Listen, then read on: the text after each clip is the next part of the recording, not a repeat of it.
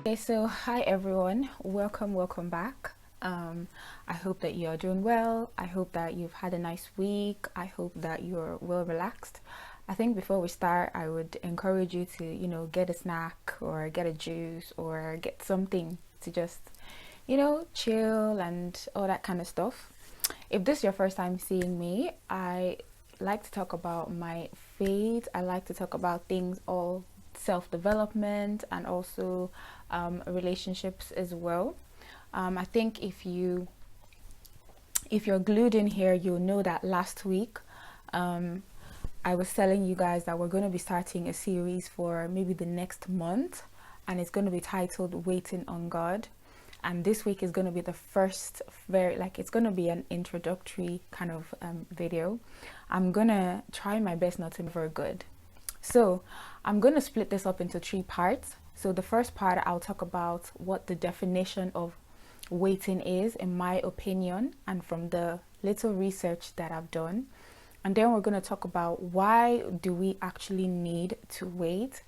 And then we'll look at, some of the plans or some of the tricks that the enemy uses as well. So before we get into any of that, I just want to quickly note that, or put a disclaimer here. I'll just put a disclaimer here and let you know that I'm not a pastor, I'm not a prophet, I'm not an ordained anything. Everything I'm sharing is from experience, and I think that's why I probably will get a bit emotional during the next few weeks. Is just because I've gone through some of the things that I'm going to be talking about, so it is not a joke at all. And I think the funny thing, the good part of it is that every single human being is waiting on God for something. Whether you're doing it consciously or whether you're doing it unconsciously, we are all waiting on God for something. And my hope is that the next few weeks we're able to touch on at least one thing that you're waiting on God for, because the truth of the matter is we all need encouragement. I need encouragement. Like, doing this is a form of encouragement for even me. So let's get straight into it, because I don't want to waste time at all. If you see me looking down, I'm looking at my notes because obviously I just wanted to make sure I say every single thing that I'm supposed to say. Anyways, so let's get into it, okay? So I think I'll just quickly go into what the definition of waiting is. Like, what does it really mean to wait, So I'll just go into my notes. Waiting means to be occupied, expect and remaining ready. Now, this one is so important. Waiting doesn't mean to be idle. Waiting doesn't mean that you're just like doing nothing, or all you're doing is just folding your arms and looking at the time. No, waiting is a time of being prepared. Okay, so that's my definition of waiting. So now I'll go into why do we need to wait? Because I think the funny thing is, I know some people who think like there's really no need to wait. If something's supposed to happen, let it just happen. If God wants you to have something, you should just have it. But I don't really believe that. I feel like there's a reason. Sorry, before I go further, there's something that happened, like I think today, and I just thought, it's just perfect. What happened is that someone was trying to send a file to me, to my phone, and I was trying to download it, but then my phone kept telling me that the file is too big, and when I tried to open it from through a different format, it was telling me to like hold on or to wait or something. Now that leads to my first point. Why do we need to wait? We need to wait because whatever it is that you're waiting for is a big file. Whatever you're waiting for, it's not just an ordinary basic 1-second document or 1-second audio, whatever. It's a very big one. So sometimes, because of the magnitude or because of how great that thing is, you're going to have to wait for it. Now, I'm going to read 2 Bible verses here because I feel like sometimes when the frustration and the discouragement and everything is taking a toll on you, you just need to hear the word. The scriptures even tell us that faith comes by hearing. So the first verse is in Isaiah 40 verses 31. And it says that, but those who wait on the Lord will renew their strength. They will soar on wings like eagle. They will run and they will not grow weary. They will walk and they will not faint. How amazing is that? Now, I want you to read that in your own personal time because I don't want to go too deep into it. So Isaiah chapter 40 verses 31, it is giving us promises on waiting. You know, what is going to happen when we wait? It's telling us there that he will renew our strength. We will soar on wings like eagle. You know, you realize that whenever you wait for something very big or something that is not usual, you realize that it places that thing at such a high level. I think the next scripture I'll share is Job 14 verses 14. And it says, if a man die, shall he live again? Obviously not. It says, all the days of my appointed time will I wait till my change come. Now, my question to you now is, will you wait? Can you wait until the appointed time? Can you be in a preparation season without getting discouraged and frustrated? Can you wait? So let's meditate on Isaiah 40 verses 31 and also Job chapter 14 verses 14. Now, there's two people, or okay, let me say three. Let me just say two people, right? There's two people who I think are very good example when it comes to waiting on God for something.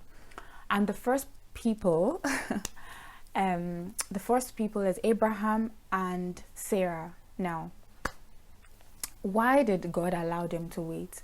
Because they were going to give birth to the promised child. They were going to give birth to Isaac. Now, if you want to know more about Abraham and Sarah and their story of waiting, then I would really encourage you to read Genesis. Even start from Genesis chapter 1 and start learning about the creation. You know, I did a little study on Abraham and Sarah, and I think it really, really broke me. The reason why Abraham and Sarah had to wait was because they were giving birth to a promised child. This was a child that was carrying a lot of, you know, blessings and grace and favor. So they had to wait. You know, Genesis 17 verses 6 kind of highlights God telling Abraham about his promises. You know, that he was going to make him extremely fruitful. He was going to, you know, do great things. Like God was going to make him a great nation. He was pouring out his promises. But as lovely and as sweet as it sounds, Abraham still had to wait. You know, Abraham and Sarah were, you know, 190 years old when they had Isaac, when they had their promised child. So waiting is important in order to birth the promises of God. The next person that I want to point out here is Hannah. Now, her story is so touchy, and I know it's very sensitive for a lot of people waiting on God for a child. Now, the reason why Hannah had to wait was because she was going to give birth to a very profound prophet, you know, at the time. You know, the scripture highlights that, you know, Samuel's words, you know, every time he spoke or declared something, it came to pass. That is how powerful, like, he was. So Hannah was not just going to give birth to a normal child. She was giving birth to like a giant, you know, so God needed to make her wait to go through the process. Now, if you want to, you know, read more about that, you know, then you can check 1 Samuel chapter 1. Now, I think the next thing I'll say is that there's sometimes the reason why we have to wait is because of the posture of our heart or our personality. I feel like some people, so still talking about why is it that we need to wait. So I was saying that sometimes our personality and our, you know, our heart posture needs to be worked on. You know, some people, you know, God can tell them to go and do A, and immediately they won't even flinch. They'll just go and do that thing. But some people, God can tell them, this is what I want you to do. This is the plan I have for you. And they want to do something different. So in order for them not to put him to shame, or in order for them to be able to complete that assignment or that purpose, they need to go into a season of waiting, a season of, you know, I should have actually said at the start that Waiting can also be termed as a season of being pruned, or a season of purification as well, because that's actually what it is in some instances.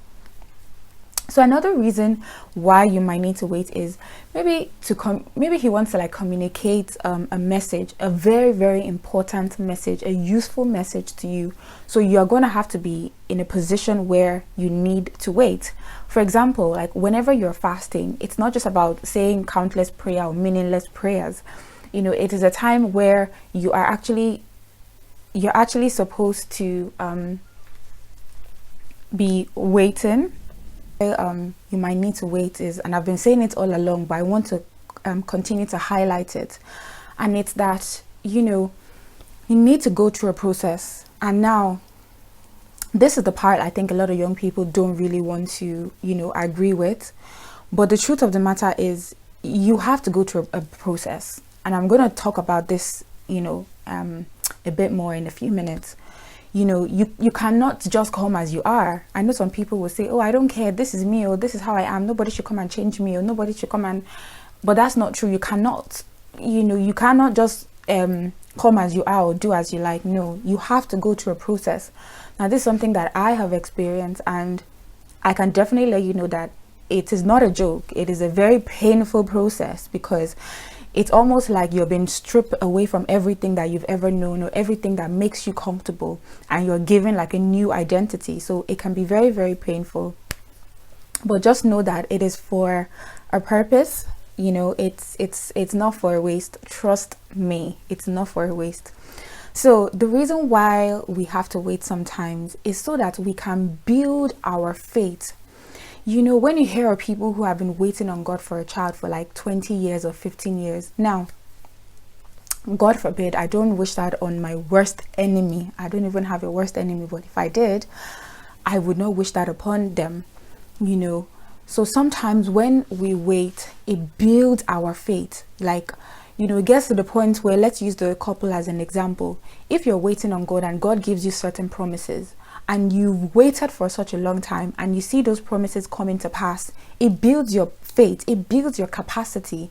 It gets to the point where nobody can tell you like, oh, this is not, this is not it, or, this your God is not real, because you'll be like, oh, all the medical doctors, all the results said this, but he was still able to give us a child at such a, old age or whatever. Just like Abraham and Sarah that I was sharing earlier on, despite Abraham being 100 years old and Sarah being 90 years old, they were still able to conceive a child. So I think waiting kind of builds your faith. It makes you to become like unshakable. You're like, oh, no matter what, if we can go through this, then trust me, we can go through anything. That kind of a scenario. And I think the next point is that when you're going through this waiting process, I think it's a teachable stage. Because let's be honest, I feel like if you want to be really, really used by God, then you cannot come as you are. Like I said, you have to go through a process of, where you're being taught. And it's very, very different depending on your personality, depending on you. It depends, what the teaching is going to be. For some people, it could be patience. For some people, it could be obedience. For some people, it could be how to pray. You can't say, okay, maybe one day you want to become a pastor and you don't know how to pray. Like, it's impossible. You have to go through the process of God, teaching you how to pray. Or you can't say that you want to be an intercessor, or you want to be, I don't know, like whatever title you want to use, and not want to fast or practice some spiritual activities. Sometimes we need to just wait, because there's a lesson that we need to learn. Because think about it, if you want to become a pastor or maybe an evangelist, and you don't know how to pray, you don't know how to fast, you don't know how to like gather people and stuff like that, when the time comes for you to take that leadership position, you might be okay and everything, but the truth of the matter is you will really, really struggle. And at that time, there's not really enough energy and time for you to now start learning all these things from the basic. God would have expected you to learn this thing to such a level. Now, in saying all this, I really want to touch on gold. So I really want to touch on gold, because I think when it comes to waiting on God, gold just came into my mind, because I think gold is a perfect example of why we wait on God, what happens when you wait on God. And I have a piece here that I'm going to read out, and I think it would really, really, bless you. So just stay tuned and pay attention. So, gold goes through a refining process, just like we've been saying. We cannot use gold in its raw form. Now, I think this one is something that you probably need to highlight, and I'll say it again. We cannot use gold in its raw form. So some people who, some of us young people, we say things like, oh, I don't really need to go through all that, I'm okay the way I am. No, gold cannot be used in its raw form. I'll continue reading. To refine your current piece of gold and convert it into another shape or form. So the reason why gold cannot be used in its raw state is because sometimes you need to convert it into another shape, another this, and that is the way God works with us sometimes. Sometimes he wants us to be a different kind of person, to be able to, to be used or to be able to achieve purpose, And when this happens, you become more useful. When God goes through the purification process, you become more useful. When you go through the purification process, you become more useful to God. Now, gold must be refined from its alloy or amalgam forms, in order to get the pure gold that you can use in whatever way you like. Several people think that gold pieces are pure, but they are not. They are not. Like, if you see gold in its like raw form, like when it hasn't gone through its purification process, you might even throw it in the bin, or you might even step on it, because you don't see the value, because it's still in its raw form. It's still in its raw form, right? And that is why a lot of us, we need to go through some processes, because in our raw state, the way we are now, it's not good enough. And I know some people will say, me, I don't care, like I want to be. You cannot be used in your raw state. The way gold cannot be used when it's still raw, it's the way we cannot also be used in the way we are now, basically. Another thing is that when gold is refined, the processes it goes through increases its value and its market worth. I'm going to say that again so you can really hear what I'm saying. When gold is refined, its value and its worth goes up. So when we allow ourselves to go through these processes, to go through this time when we're just waiting and waiting, our value and our worth goes up. In the eyes of God, by the way, not in the eyes of people, because nobody cares. Well, I don't. I think if your value increases in the eyes of God, then that's all that really matters, if I'm being honest. Because we all know, still talking about gold. So when gold has been refined and it's gone through all this process of being broken down, put together, put through fire and everything, gold shines so brightly. It's so beautiful. When gold is in a place, everybody gets attracted to it. It's so beautiful. That is exactly how you can be if you allow God to mold you and put you through these processes. You become a center of attention because there is something of value and worth inside of you. And this value and worth cannot come from people. It can only come from Him. Now, it says gold is malleable, meaning that it can be bent in different shapes or form. When gold has gone through this process, you can make it a different shape. You can make it into a bracelet or a necklace. That is why it's very dangerous to say things like, I'm good the way I am, I'm perfect the way I am. Because the truth is, you are really not. And the good part of it is that you need to go through these processes because you become more useful. So maybe in the beginning, you are able to be used in point A. Now, because you've been broken down, because you've gone through the processes, you can be used in places B, C, D, Now, another thing is the environment of gold. Now, you realize that you cannot walk into a supermarket or into one of those like street markets and stuff like that and just find pure gold. It is impossible. Like, it's gold that is worth millions of dollars and pounds. You never see just lying down on the road. Why? Because of its worth and its value. So that means that the environment in which you will be placed after going through these processes is going to be environment. It could be like, so I think the next part is talking about the plans, or what do I call it? Encouragement and frustration are huge part of the waiting season. I think there's no way you can run away from it unless, I don't know, you live under a rock or something.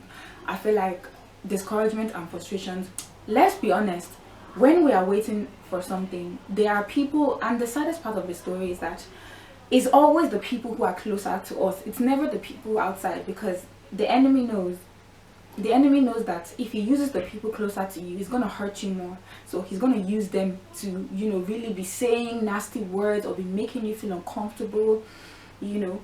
But I want you to understand that this is just a weapon. It's just a form of attack, and it will not last. So don't be weary. Just have that understanding that, okay, this is just part of the process. It is just part of waiting. You know, all those nonsense criticism, they stopped. So just understand that it is just part of the process. The second trick, in my opinion, is losing faith.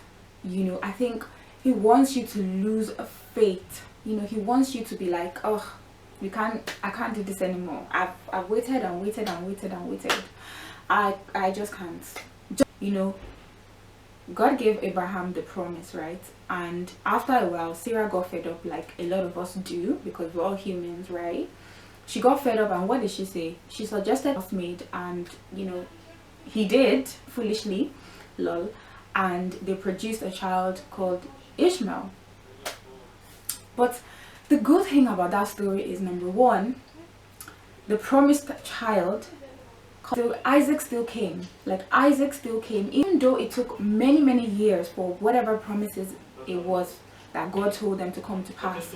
There was still a dialogue, because if you really read Genesis, you understand that, you know, Abraham was still in constant communication with God, so he didn't lose faith. The attack is also to make you create or give birth to a replacement, and that can be very dangerous, to be honest, because if you really read the story of Abraham and Sarah, you see that even when they had Ishmael was not Sarah's child. Isaac was Sarah's child, and it got to a point where, you know, Ishmael was actually, you know, started doing that to Isaac. See, the replacement started attacking the promise, which is what happens in a lot of our lives. We make mistakes that God never intended for us to make, and then years down the line, that mistake comes and starts attacking our blessing and our promise. You know, like when Sarah couldn't have it anymore, she literally told Abraham, get rid of this child, get rid of Ishmael. This Ishmael is attacking my Isaac. So it is very dangerous, you know, to create a replacement. And it just goes back to the point, like, this is one of the tricks to make you create a replacement that will end up attacking your promise. So let us be very careful. I know it was a long one. That was not my intention at all. I've tried my best to kind of like condense all the points, and if you even see my notes, you realize that there's so much more, but I don't really want to, you know, I don't really want to extend the time. You know, I want to respect everybody's time. I think on a final note, I'll just highlight that waiting does not mean you're passive, because that's what a lot of people get wrong. Waiting doesn't mean you're folding your hands and doing nothing. Waiting means that it's an action word, like, you know, you're doing something. And I'll use myself as an example. There was one time where I was asking God, like, okay, what is, you know, I was asking God, okay, when are you going to do this? When are you going to do this? You know, and I just prayed about it, and I felt like he just gave me an instruction, you know, do this. And it could be the same for you. When you pray about that situation you're waiting for, the important thing is you actually need instruction. That's something I should have highlighted. You need constant instruction and feedback on, okay, what's happening at the moment. Should I go left? Should I go right? Because for a lot of us, the answer could be, call this person, go to this place. email this, contact this person, change to this, move to this. That could be the answer that would end that season. But if you are not inquiring, if you don't know, what to even do, you might feel like, oh, this waiting is so long, when it doesn't need to be. Anyway, that's if you've learned something. This next few weeks, we're going to be encouraging one another. We're going to be talking about different kind of waiting for a job, waiting for healing, waiting, so many different. Anyway, I know today was a bit heavy and everything, but like I said earlier, this subject is a subject that is very, very touchy. It's something that people cry about. It's something that puts people in so much pain and agony. So I had to really come and, thank you so much for listening. Don't forget that you can always, send me a DM. You can always email me. You can always get in touch with me. Try my best to, to be as helpful as I can be. So anyway, that's the end of this session, or this part. I will, see you guys next time.